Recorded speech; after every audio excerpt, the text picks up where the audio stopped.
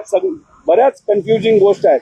पण काय कुठेतरी या सरकारचं ठरलेलं आहे की विलंब करत राहायचं लोक विसरून जातील. जसं एक महाराष्ट्र भूषण पुरस्कार मध्ये 14 गरीब माणसांचा मृत्यू झाला, SIT झालं, काय झालं पुढं?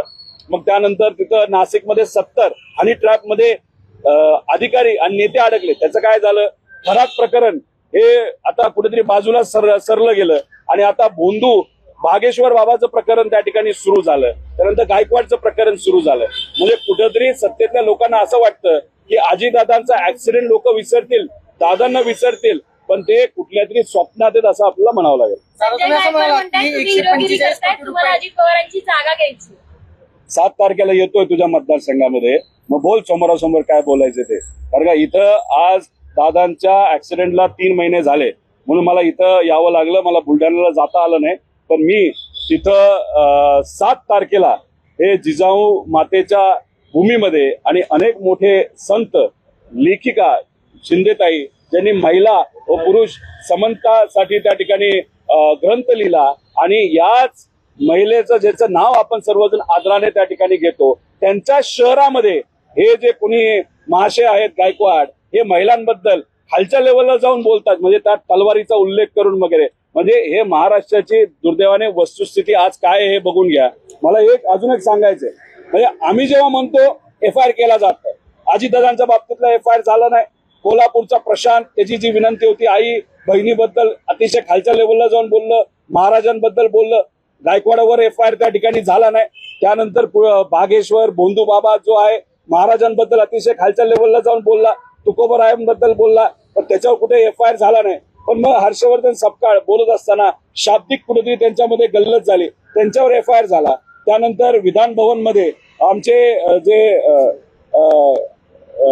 जितेंद्र आव्हाड साहेब, त्यांनी गाडी पोलिसांची अडवली, कार्यकर्त्याला घेऊन त्यांच्यावर FIR झाला.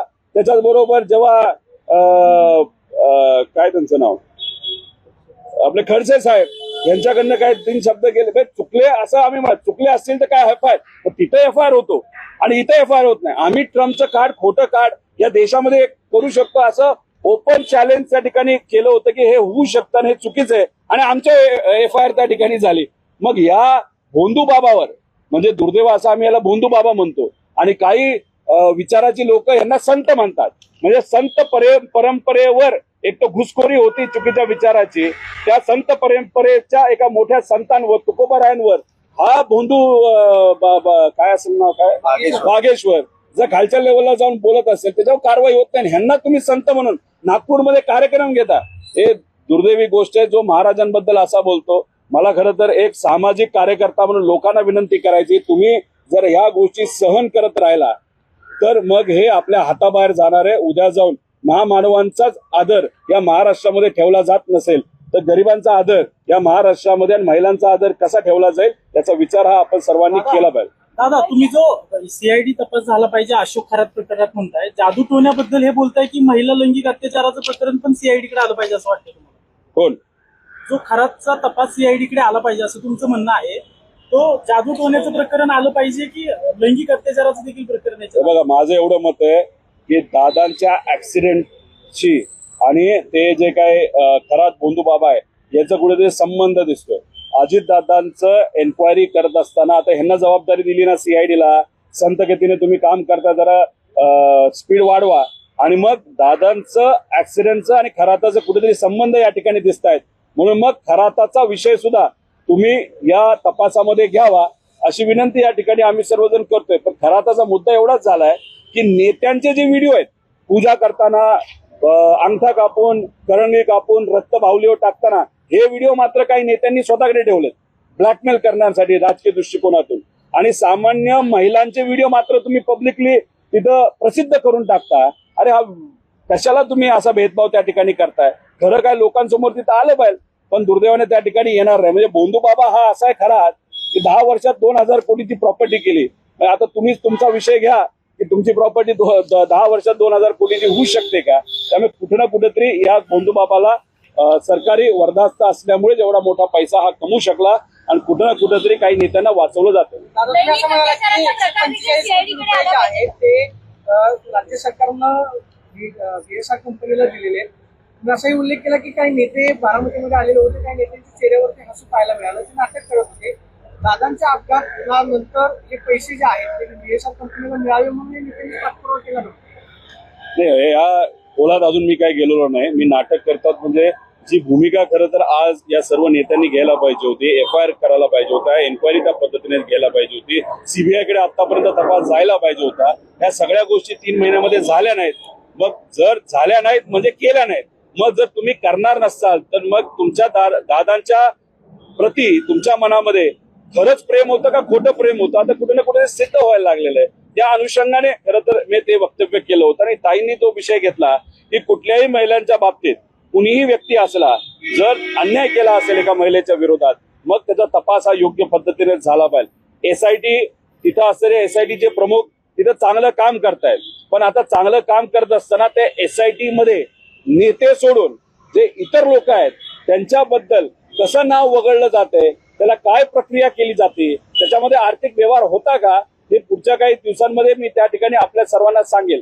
त्यामुळे SIT चांगलं काम करते, पण आता त्याला वेगळे वेगळे अँगल तिथे निर्माण व्हायला लागलेत.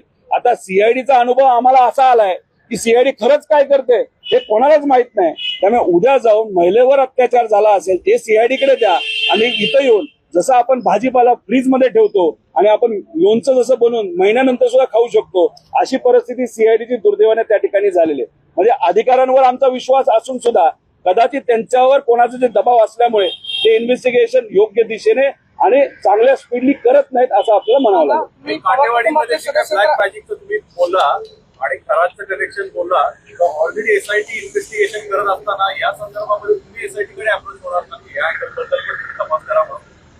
मी CIDशी संपर्क त्या ठिकाणी करत आहे. मला असं वाटतं अजितदादांच्या पक्षामध्ये असणारे जे अजितदादांवर प्रेम करणारे आणि अजितदादांसाठी लढणारे जे काही तिथं कार्यकर्ते माजी आमदार कुणी असेल ते उद्या जाऊन मला त्यांना विनंती करायची नाही तर कदाचित त्यांनी सुद्धा तिथं प्लॅन केलं असावं ज्याच्यामध्ये प्रामाणिकपणे लढणारे जे आपले हे आमदार मिटकरी आहेत ते प्रामाणिकपणे तिथं प्रयत्न करतात. ठोंबरेताई आहेत, त्यानंतर बाबा पाटील आहेत, अजून काही इतर लोक आहेत, ते नक्कीच त्या बाबतीत करतील. त्यांच्याशी संवाद साधत असताना त्यांच्या मनामध्ये सुद्धा शंका आहे आणि ते SIT कडे जातील असं त्यांनी काही दिवसांपूर्वी वक्तव्य केलं होतं. ते पुढच्या काही दिवसामध्ये नक्कीच जातील आणि दादांना न्याय देण्याचा प्रयत्न करतील. 3-4 वेळेस CID कडे येत आहे, अधिकारी भेटत नाहीत, मग ही तपास दुसऱ्या अधिकाऱ्याकडे द्यावा असं काही मागणी नाही या अधिकाऱ्यावर काही कर्नाटक पोलिसांचा FIR इतक्या गांभीर्याने घेतला जात नाही, चौकशी करून निकाली काढण्याचा प्रयत्न होते असं तुम्ही म्हणताय. नाही, आता कधीतरी हे सर्व अधिकारी महत्वाच्या कामामध्ये बिझी होते ना. म्हणजे मुंबईमध्ये क्रिकेटची टुर्नामेंट जी पोलिसांची घेतली तर महत्वाचा विषय आहे, वर्षातून एकदाच होत असतो आणि मग त्या क्रिकेट इव्हेंटला जाऊन तिथं सहभाग घेणं, तिथं उपस्थिती दर्शवलं, हे प्रत्येक मोठ्या अधिकाऱ्याची जबाबदारी असते. तपास कधी पण होऊ शकतो, तपास होत राहील, त्याला काही अडचण नाही. आता खरं तर इथं आम्ही सांगून सुद्धा जर एक सुद्धा अधिकारी इथं उपस्थित नसेल तर आम्ही काय इथं कुठं गवत काढण्यासाठी आलेलो नाही, काहीतरी विषय घेऊनच आलेलो आहे. आणि 3 महिने झालेले आहेत, 3 महिने होऊन सुद्धा या बाबतीत काहीच होत नसेल आणि अधिकारीच येत नसतील. मला तर असं वाटतं अधिकारी चांगले असल्यामुळे आणि आम्ही सुद्धा प्रामाणिकपणे काम करत असल्यामुळे आणि त्यांच्यावर दबाव असल्यामुळे आम्ही समोरासमोर आल्यामुळे डोळ्यात डोळे घालून त्यांना बोलता येत नसावं म्हणून आम्हाला कदाचित हे लोक आता अवॉइड करायला लागलेले आहेत. उद्या जाऊन इथल्या वॉचमॅनलाच उद्या आम्हाला कागद द्यावे लागतील आणि रिसिप्ट घ्यावं लागेल अशी परिस्थिती आहे. सुरुवातीला पत्रकारांना आतपर्यंत नेलं आणि आता पत्रकारांना बाहर उभं उन्हात करतात, याच्यावर त्यांची भूमिका समजून घ्या. हिंदी सवाल इस पूरे मामले में आप बार बार CID के ऑफिस पर आ रहे हो, आप कह रहे हैं कॉपरेशन कितना है इसके ऊपर सवाल उठाए जा रहे हैं और दूसरा है मुद्दा इसलिए है इन्वेस्टिगेशन और इंक्वायरी, इसमें से एग्जैक्टली प्रोमिसेस क्या होता है? नहीं, देखो कर्नाटका पुलिस के पास जाने के बाद वहाँ का जो SHO है उन्होंने हमारी रिक्वेस्ट एक्सेप्ट की, हमारा FIR एक्सेप्ट किया. वहाँ के जो कोर्ट है उन्होंने उनको परमिशन देने के बाद DGP कर्नाटका ने वो FIR भेजा महाराष्ट्र DGP को. फिर अधिवेशन में ये मुद्दा हमने उठाने के बाद CM साहब ने उत्तर देने के बाद ये यहाँ पे CID के पास भेजा गया FIR. हमारी अपेक्षा थी कि यहाँ पे इन्वेस्टिगेशन होगा, लेकिन हम DGP महाराष्ट्र को जब मिले उन्होंने कहा नहीं इन्वेस्टिगेशन नहीं होगा, इंक्वायरी होगा. मैं बोला इंक्वायरी और इन्वेस्टिगेशन में क्या फर्क है? उन्होंने कहा इंक्वायरी सिर्फ इंक्वायरी होता है और इन्वेस्टिगेशन डिटेल में जाना होता है. मैं बोला अजीत दादा का एक्सीडेंट हुआ, उसमें उनकी मौत हुई, तो इन्वेस्टिगेशन तो होना चाहिए, डिटेल में ही चाहिए। नहीं, वो बोले नहीं हम इंक्वायरी करेंगे। आज यहाँ पे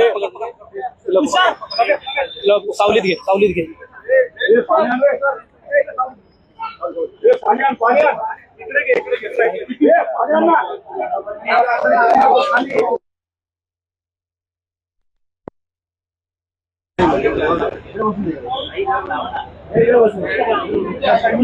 उन्हातले जरा उन्हातले जेवढ्या बाटल्या त्यांना सगळ्यांना दे। अरे बाबा दिली त्याला, बाकीचं ना दे, काय 10-20 असतील तर।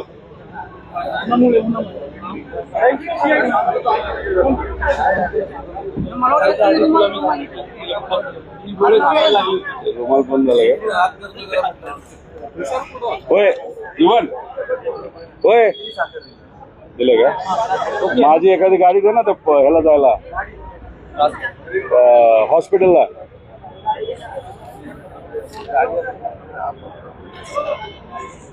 तो यहाँ पे जिस तरीके की इन्वेस्टिगेशन होनी चाहिए वो नहीं होगी, वो सिर्फ इंक्वायरी करेंगे ऐसे हमको पता चला। यहाँ पे आने के बाद अनफॉर्चुनेटली यहाँ पे कोई भी बड़ा अधिकारी नहीं था, कोई भी सेकेंडरी अधिकारी नहीं था। तो हमने सिर्फ हमारा जो डॉक्यूमेंट था वो हमने इन्वर्ट किया है, और वो डॉक्यूमेंट इन्वर्ट करने के बाद आगे जाके ये जो सीआईडी है इस बारे में क्या करती है वो देखने की चीज है। वजह क्या है जो सीआईडी की तरफ से जो आप आरोप लगा रहे हैं कि इतना डिले हो रहा है और इन्वेस्टिगेशन जैसे हो नहीं रही है?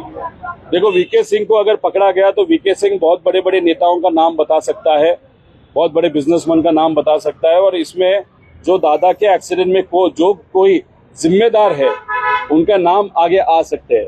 अभी छोटा विषय है, हमको जो पता चला है कि उस दिन वीके सिंह ने, वो कपूर जो पायलट है, कपूर ने वीके सिंह को फोन किया था, लेकिन वो वीके सिंह ने फोन नहीं लिया था। इमीडिएटली उसी टाइम टेक ऑफ के पहले वीके सिंह ने हैंडलर को फोन किया कि कपूर का क्या कहना है। तो हैंडलर ने बताया कपूर का कहना ऐसा है कि ये शायद जो विजिबिलिटी है बहुत डिफिकल्ट लग रहा है, हम उड़ नहीं पाएंगे। तब वीके सिंह ने हैंडलर को बताया कि कुछ नहीं होता, उसको बोल। वीके सिंह ने इसकी जिम्मेदारी दी, और कपूर ने एक व्हाट्सएप भेजा है वीके सिंह को। वो व्हाट्सएप क्या है, इसलिए सीडीआर निकालो, व्हाट्सएप रिपोर्ट निकालो, एसएमएस रिपोर्ट निकालो, और ये प्रॉपर इन्वेस्टिगेशन जो होना चाहिए वो नहीं। लेकिन वीके सिंह आगे जाके किसी का तो नाम बता सकता है, इसलिए शायद बड़े बड़े नेता वीके सिंह को डर रहे, इसलिए ये इन्वेस्टिगेशन कहाँ पे भी नहीं जा रहा। महाराष्ट्रामधले विधान परिषदेचा प्रश्न आहे की नाना पटोले असं म्हणतात की जर विधान परिषदेची जागा काँग्रेसने लढवली, उद्धव ठाकरेंनी लढवली नाही तर मग मात्र काँग्रेस लढेल। महाविकास आघाडीमध्ये उद्धव ठाकरेंना विधान परिषदेची उमेदवारी दिली जाईल का, किंवा एका जागेसाठी महाविकास आघाडीचं म्हणणं काय? नाही बघा, मला असं वाटतं की पुढच्या काही दिवसांमध्ये कोणाला उमेदवारी दिली जाईल याच्यावर चर्चा होऊन मार्ग निघेल। आता या विषयावर बोलणं हे कुठं ना कुठेतरी त्या ठिकाणी घाईचं होईल असं मला तरी वाटतं। पण सगळ्याच पक्षांनी हे सांगितलं, उद्धव ठाकरे साहेबांनी जर फॉर्म MLCचा भरला तर मग सगळेच पक्ष महाविकास आघाडीचे त्यांना पाठिंबा त्या ठिकाणी देतील। त्यामुळे या सगळ्या विषयांवर चर्चा होऊन काही ना काहीतरी योग्य असा मार्ग निघेल असं आम्हाला तरी वाटतं। पण महाविकास आघाडीमध्ये एक गोष्ट मात्र होणार नाही, आमच्याकडे आर्थिक व्यवहार होणार नाही। जो कोणी व्यक्ती लढणारा असेल त्यालाच पाठिंबा त्या ठिकाणी दिला जाईल।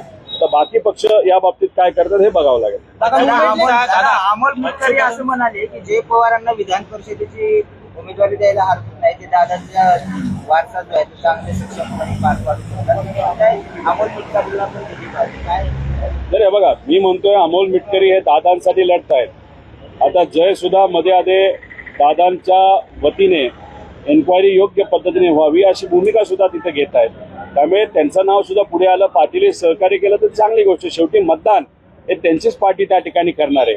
विषय एवढाच आहे, त्या पार्टीकडे अतिरिक्त 13 मतं आहेत, त्या 13 मताचा उपयोग हा भाजप नक्कीच तिथं करेल, आणि पहिलं मत हे अजितदादांच्या पक्षाचा जो कोणी उमेदवार तिथं असेल त्यांना दिलं जाईल, आणि दुसरं मत भाजपला द्या असं सुद्धा त्या ठिकाणी सांगण्यात आलं आहे। त्यामुळे एकच उमेदवार जो कोणी असेल तो तिथं निवडून येणार आहे।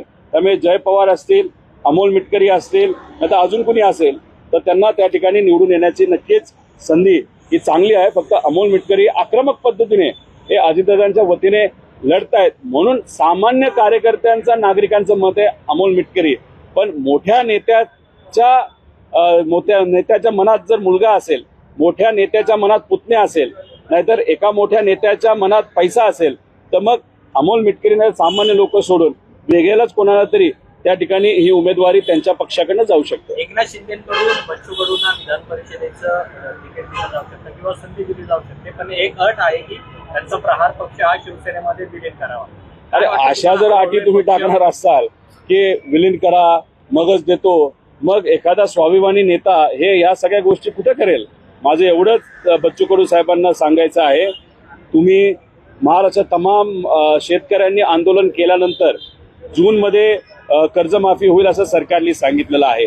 त्यामुळे असं व्हायला नको तुम्हीच सरकारमध्ये जाऊन बसला तर उद्या लढायला आम्ही तर आहोतच, पण तुम्ही तो मुद्दा त्या ठिकाणी तुमच्या हातून जाऊ शकतो. त्यामुळे आज एखादं पद घेण्यापेक्षा रस्त्यावर उतरून लढणं हे जास्त महत्वाचं आहे असं मला तरी वाटतं. गेले 2 दिवस मुंबई पुणे डिसिप्लिन करून श्रेयवाद सुरू आहे एकनाथ शिंदेचे समर्थक आणि फडणवीस यांचे समर्थक. तर तुम्हाला काय वाटतं की महाराष्ट्राचा खरंच इन्फ्रामॅन कोण? महाराष्ट्राचा इन्फ्रामॅन कोण? आता याच्यावर बोललं, आता ते दोघांनी त्या ठिकाणी ठरवावं. पण आमचं एवढंच मत आहे की महाराष्ट्रामध्ये इन्फ्रास्ट्रक्चरच्या नावाखाली भरमसाठ पैसे काढले जातात, इतके पैसे काढले जातात. त्यामुळे इन्फ्रा हा फक्त चेहरा आहे. इन्फ्रामॅन कोण हे लोक आणि नेते ठरवू द्या, पण या इन्फ्रास्ट्रक्चरच्या अंतर्गत 10,000 15,000 कोटी रुपये काढले जातात. हे मात्र महाराष्ट्रासाठी दुर्दैवी गोष्ट असं आपल्याला म्हणावं लागेल. म्हणजे एका बाजूला सामान्य कॉन्ट्रॅक्टरचे 1,00,000 कोटी तुम्ही त्या ठिकाणी तसेच प्रलंबित ठेवता आणि इन्फ्रास्ट्रक्चरच्या खर्चाच्या अंतर्गत गुजराती कंपन्यांना, आंध्र प्रदेशच्या कंपन्यांना, तेलंगणाच्या कंपन्याला तुम्ही मोठी मोठी कामं त्या ठिकाणी देता, त्यातून मलिदा खाता आणि मग ह्याला आपण इन्फ्रास्ट्रक्चरचं काय लोणचं घालायचं का? त्यामुळे कुठेतरी मराठी कॉन्ट्रॅक्टरचं 1,00,000 कोटी जे प्रलंबित आहेत ते तुम्ही त्या ठिकाणी पूर्ण करा. महाराष्ट्राच्या कॉन्ट्रॅक्टरला तुम्ही जर इन्फ्रास्ट्रक्चरच्या अंतर्गत काम देत असाल आणि नॅशनल हायवेची किंमत आणि तुमच्या केलेल्या रोडची किंमत याच्यामध्ये 40% तफावत असेल, म्हणजे महाराष्ट्राची कामं 40% जर नॅशनल हायवेपेक्षा वर असतील तर याच्यावरून समजून घ्या केवढ्या मोठ्या प्रमाणात मलिदा हा काढला जातोय. म्हणून तर नेत्यांना विकत घेणं सोपं आहे, मतदानाच्या दिवशी पैसे देणं सोपं आहे आणि मग तिथं पार पोलीस अधिकाऱ्यांपासून सगळ्यांवर प्रेशर टाकणं पण तितकं सोपं आहे. आता त्या मिसिंग लिंकला अजित पवारांचं नाव द्यावं अशी मागणी सुरत चव्हाणांनी केलेली आहे. त्या मिसिंग लिंकच्या कामावरून सध्या महायुतीमध्ये श्रेयवाद सुरू आहे, म्हणजे तिकडं फडणवीस किंवा इकडं एकनाथ शिंदे. अजितदादांच्या पक्षाला एकदा ठरवावं की अन्याय जर एवढा होत असेल, आम्ही तर पुणे जो रिंग रोड याला अजितदादांचं नाव द्या असं आम्ही त्या ठिकाणी सांगतोय. काय सत्तेतले लोक राजकारणामध्ये कसे गुंतलेत बघा. म्हणजे पुण्यश्लोक अहिल्यादेवी होळकरांचं नाव बारामती मेडिकल कॉलेजला देण्यात यावं यासाठी दादांनी सुद्धा खूप मोठी भूमिका घेतली होती. आज जर वेगळं काहीतरी घडलं असतं, दादा असते आणि त्या वास्तूला जिथं पुण्यश्लोक अहिल्यादेवी होळकरांचं नाव दिलं तिथं दुसऱ्याचं नाव देण्याची वेळ असं दादांनी विरोध केला असता. पण नाही, बारामती विधानसभेचं 2029चं गणित डोक्यात ठेवून काही नेत्यांना सांगून एका कुठल्या तरी दवाखान्याला दादांचं नाव घुसवलं, मोठा वाद निर्माण केला. कोणाचीच इच्छा नव्हती, कुणीच पत्र दिलं नव्हतं. आम्ही पत्र दिलं होतं रिंग रोडला, तिथं नाव दिलं. म्हणजे राजकारण करत असताना या सत्तेतले नेते कशा पद्धतीने राजकारण करतात. आणि मला अजितदादांच्या पक्षाला सांगायचं, तुम्ही ट्विटर आणि टीव्ही समोर येऊन बोलण्यापेक्षा रस्त्यावर उतरा ना, आहे का हिंमत बघूया. नुसतं म्हणताय की ह्याला नाव द्या त्याला नाव द्या, अरे पण काय केलं काय या गेल्या 3 महिन्यात हे तरी विचारण्याची धमक या सर्व पदाधिकारी आणि आमदारांनी अजितदादांच्या ठेवावी.